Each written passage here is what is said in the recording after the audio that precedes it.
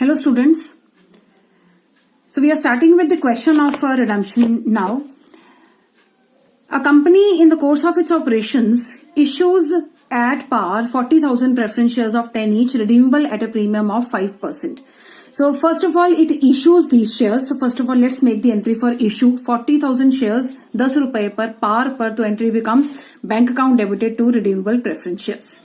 Then these were issued which were to be redeemable at a premium of 5%. Means जब भी इनको redeem करेंगे तो हम इनको 5% पर रिडीम करेंगे. ठीक है.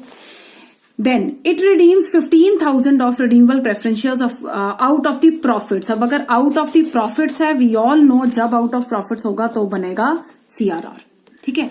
तो लेकिन कितना, जितना पार वैल्यू ऑफ रिडेम्पशन है 15,000 के रुपीज के शेयर्स ये क्या कर रहे हैं 15,000 शेयर्स ये रिडीम कर रहे हैं. So our entry becomes redeemable preference shares capital. ये कैसे आया 15,000 इंटू 10.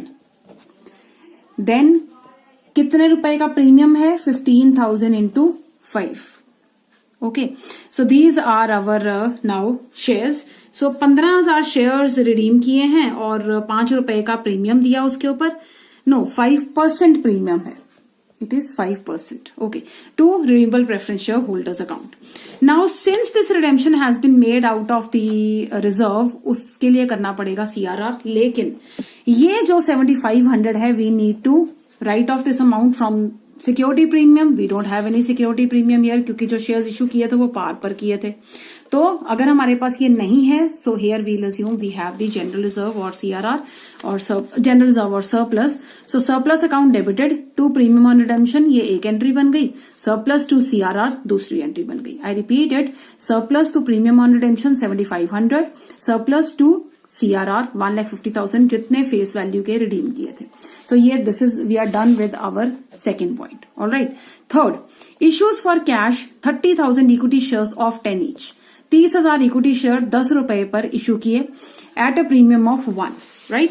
तो our entry becomes this bank account debited equity share capital to securities premium. 30,000 shares issue किए थे 10 रुपए पे 1 रुपया प्रीमियम है तो ये फिगर्स आ गई हमारे पास. So we have done this entry.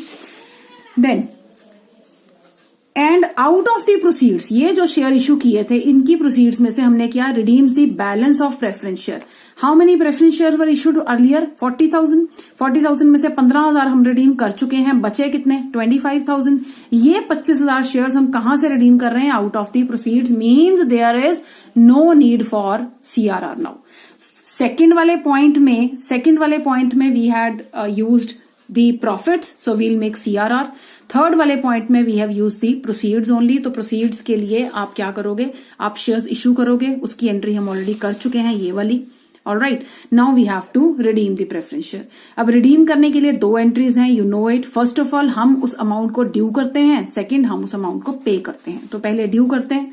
Redeemable preference share capital account 25,000 shares थे इंटू 10 रुपी एंड 25,000 शेयर के ऊपर कितना परसेंट 25,000 इंटू 10 इंटू 5%. यहां भी ये जो किया था 15,000 into 10 into 5%. Alright.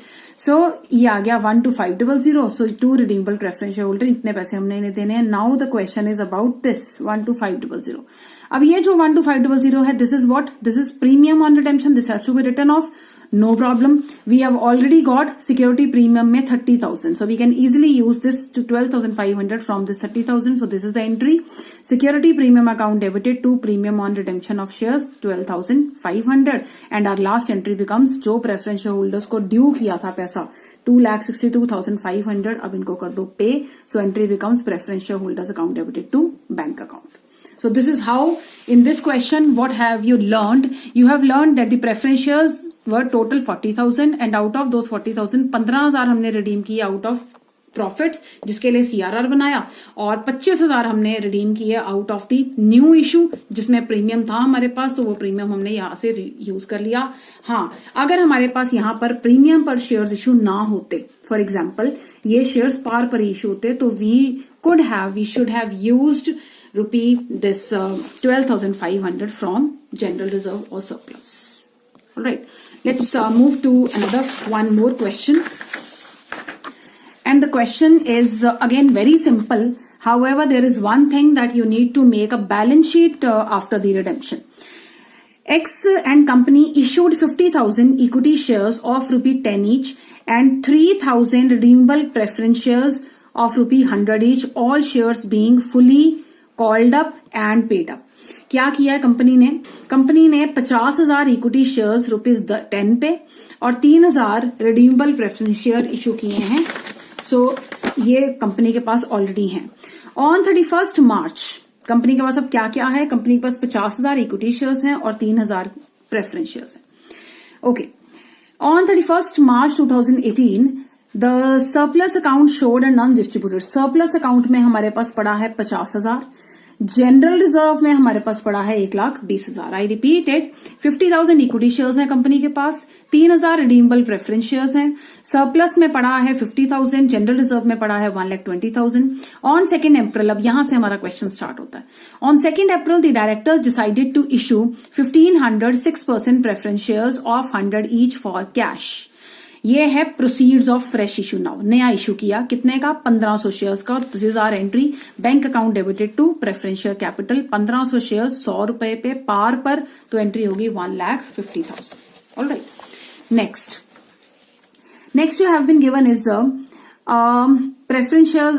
The directors decided to issue 1,500 6% preference shares of 100 each for cash and to redeem the existing preference shares at 105, utilizing, this is very important, utilizing as much profits as would be required for this purpose. अब पिछले question में तो आपको साफ साफ बताया गया था कि भाई 40,000 के टोटल हैं.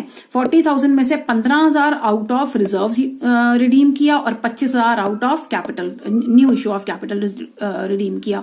यहां पर this is the question mark कि आपको खुद से निकालना है कि how many profits will be use, mean CRR कितना.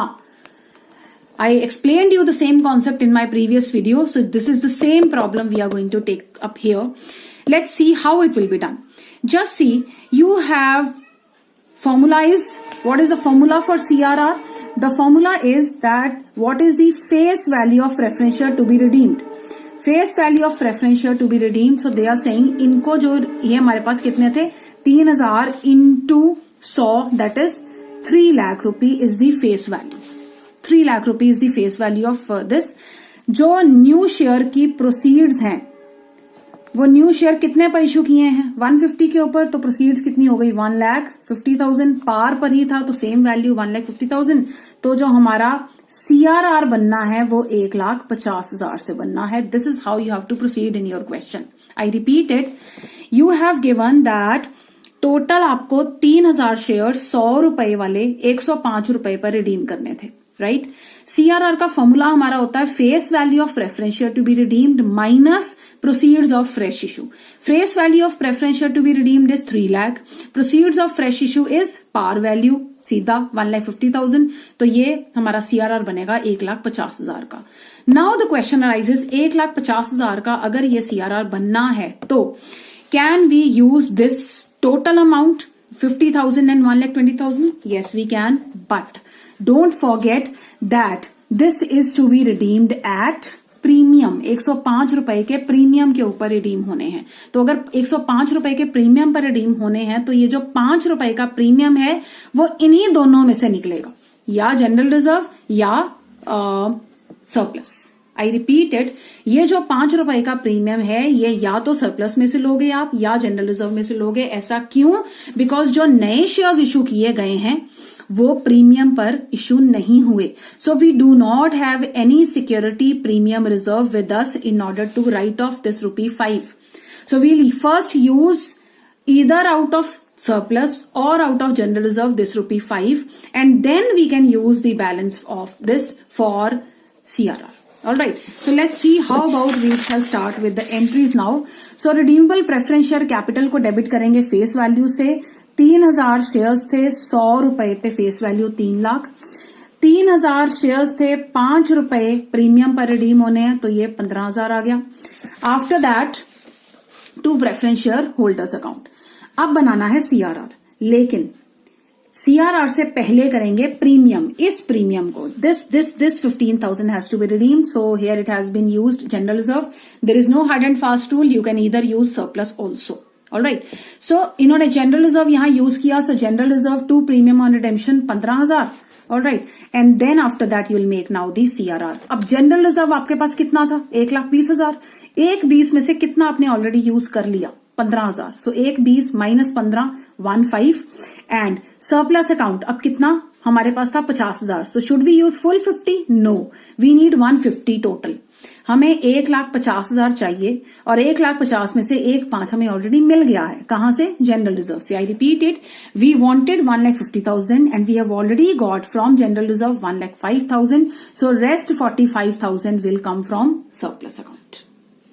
Alright, and then last is ये जो प्रेफरेंस शेयर होल्डर्स को ड्यू किया था पैसा 3,15,000 का, अब कर दो इनको पे. This is all about the question. But in the last, we had also been asked about balance sheet. Just see, show journal entries to record these transactions. Also prepare a summarized balance sheet. Show the position of the company on completion of the redemption on 31st March 2018. The bank balance amounting rupees 1,85,000 and sundry creditors stood at 87,000. Listen to me now. अब ये जो sundry creditors हमें दिए हुए थे 87,000, इसमें तो पूरे क्वेश्चन में कोई चेंज नहीं आया. So as it is balance sheet में आपका ये 87,000 लिखा जाएगा. सन्ड्री क्रेडिटर्स 87,000, क्योंकि कोई चेंज नहीं आया क्रेडिटर्स में. लेकिन my dear students, bank balance में चेंज आएगा. आपके पास बैंक बैलेंस कितना था? 1,85,000. नया पैसा और कितना आया? Let's go to our entries. Bank account को डेबिट किया, मींस पैसा बढ़ा. So 1,85,000 plus 1,50,000. Let's go further. कहीं और बैंक लिखा हो? Yes, here the bank is written. कितना माइनस करेंगे? 3,15,000. सो आपकी बैलेंस शीट में बैंक बैलेंस इस तरह से शो होगा. 20,000 बैंक बैलेंस. कैसे आया? आपके पास ऑलरेडी अमाउंट था, you had 1,85,000. So 1,85,000 plus 1,50,000 minus 3,15,000. I repeat it, 1,85,000 हमारे पास पहले ही बैलेंस था. 1,50,000 हमारे पास और आया जब हमने और प्रेफरेंस शेयर इश्यू किए, और ये है जो हमने उनको पे किया. So our bank balance becomes 20,000. Alright, let's go to the capital now. Capital में 50,000 इक्विटी शेयर्स हमारे पास स्टार्टिंग में ही थे. We had been given that these are the preference share equity shares, 50,000 equity shares of ₹10 each. So this comes out to be how much? 5 lakh. ये this is done. After that preference shares. अब preference shares हमारे पास कितने और थे? हमने नए, पुराने वाले तो जो प्रेफरेंस शेयर्स थे 3,000 वो तो हमने रिडीम कर दिए, लेकिन नए प्रेफरेंस शेयर इश्यू किए थे 1,500, 100 रुपए के. सो ये 1.5 लाख यहां पे आ गया. आफ्टर दैट CRR हमने क्रिएट किया है 1,50,000 का. सरप्लस हमारे पास 50 था, 50 में से 45 हमने यूज कर लिया, बचा कितना? 5,000. So here is 1,55,000. We have written all the things. Now we are left with one thing, and that is other assets. You have two options. Either you can write balancing figure, but the better option is a working note. You can calculate this figure as well. How? Calculate other assets before redemption. Redemption से पहले equity capital 5 lakh की थी, preference capital 3 lakh की थी, surplus हमारे पास पड़ा हुआ था 50,000 का, जनरल रिजर्व हमारे पास पड़ा हुआ था 1,20,000 का, सन्ड्री क्रेडिटर्स हमारे पास पड़े हुए थे 87,000 के, और बैंक बैलेंस बिफोर रिडेम्पशन हमें गिवन था 1,85,000 का. So this is other assets. तो ये हम बैलेंस शीट में एज इट इज लिखेंगे. It remains unchanged 8,72,000. So this is how you will calculate that when you are given in the question that these many number of shares have been issued, you calculate how much profits can be utilized. So this same formula which I had discussed in my previous video, the same formula you'll use. Face value of preference shares minus proceeds of fresh issue, and then accordingly, first of all, from that reserve you will use the amount for writing of premium on redemption, and then you will make the CRR. I hope you'll be able to solve similar questions now. Thank you so much.